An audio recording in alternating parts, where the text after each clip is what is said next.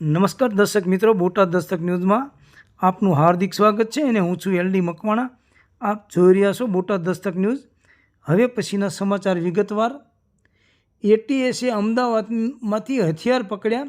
Civil hospital પાસેથી 2 pistol અને 6 round સાથે 2 આરોપી ઝડપાયા.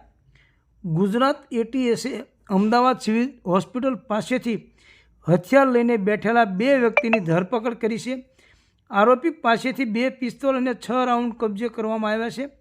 આરોપીએ અગાઉની હત્યાનો બદલો લેવા 7 હથિયાર લઈને ફરતા હતા. બંને આરોપીઓ બોટાદના રહેવાસી છે. બંને આરોપીઓની ધરપકડ કરી વધુ તપાસ હાથ ધરવામાં આવી છે. ગુજરાત ATSએ સિવિલ હોસ્પિટલ પાસેથી UN મહેતા હોસ્પિટલના ઇનગેટ અને આઉટગેટની વચ્ચે ફૂટપાથ પર બેઠેલા મુનાફ માકડ અને તોસીફ વોરા નામના આરોપીની ધરપકડ કરી છે. આરોપીઓ પાસેથી 2 કારતૂસ અને 6 રાઉન્ડ મળી આવ્યા હતા. બંને આરોપીની ધરપકડ કરી ATSએ તપાસ હાથ ધરી છે. બંને મૂળ બોટાદના રહેવાસી છે. આરોપી મુનાફ સામે 8 ગુના અને તોફીક સામે 7 ગુના નોંધાયેલા છે. 2 વર્ષ અગાઉ આરોપી મુનાફ અને તેનો ભાઈ મોહસિન બાઇક પર જઈ રહ્યા હતા ત્યારે સિરાજ ડોન અને અફઝલ નામના વ્યક્તિએ ફાયરિંગ કરીને હત્યા કરી હતી. ત્યારે મોહસિનની હત્યા થઈ હતી.